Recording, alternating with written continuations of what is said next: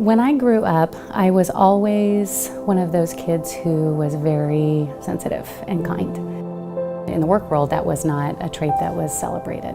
And so as I went into banking as a very young woman, I found myself in a position very early on in my career where I was one of the only women. My peers were all in their 40s to 60s and all men. And that, again, that trait in me of empathy and kindness and sincerity and loving nature was seen as naivete and weakness.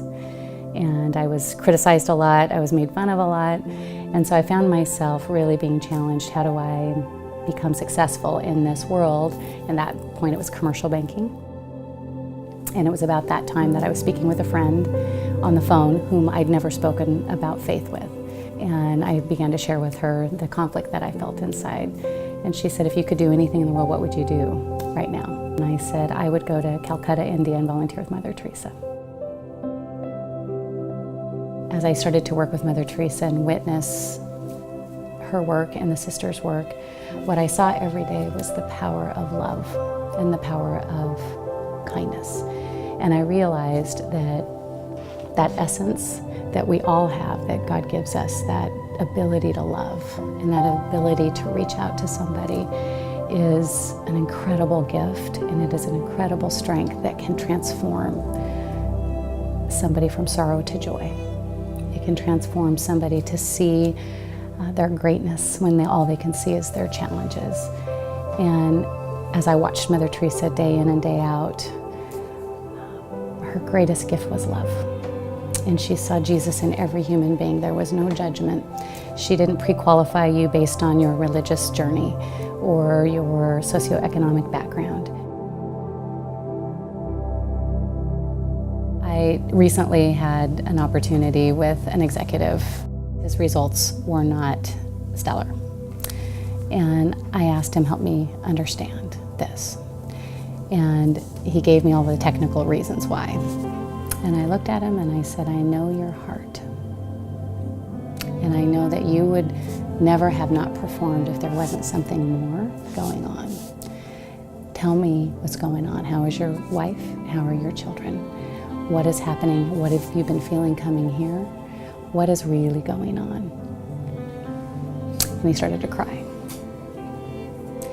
And he started to share with me some very personal feelings about transitions at the company, some very personal feelings about how he had felt it impacted his family.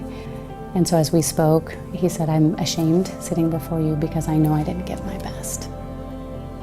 And he said, I know you're disappointed. And I told him, I am not disappointed in you, never. I said, I know your greatness, you're amazing at what you do. But I need you to forgive in your heart the wrongs that you feel happened, because we can't go on as a company if we aren't loving to one another and forgiving. And you as a leader at this company, you need to walk in with an open heart, loving the executives around you and being true and honest with how you feel. We all have the ability to see more, to see beyond, to love somebody through. As a leader and as an executive, I could have looked at his financial results and said, your job depends on this. How are you going to turn this around? Give me the tactics, give me the strategy, tell me what you're going to do. We're a publicly traded company and you've got millions of dollars that you need to book for this bank. What are you going to do? That wouldn't have yielded the results that we wanted, because I could tell that there was something more going on inside. We have to love one another as individuals and people first. And as a leader, we need to really see every single person. That trust is deeper than any bond that you can create by sharing a mission statement and a vision for where you're taking your company. And to create buy-in and to get the entire company moving in the same direction, that's the greatest challenge and the greatest responsibility of any leader.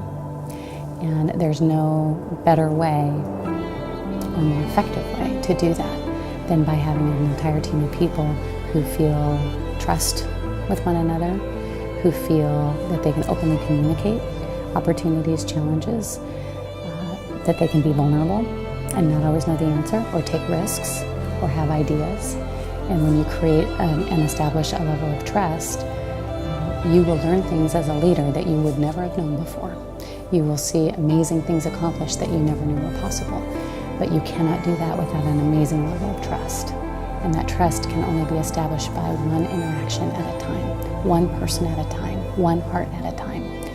You can't be too busy to show people that they matter to you. As a leader, there's nothing more important.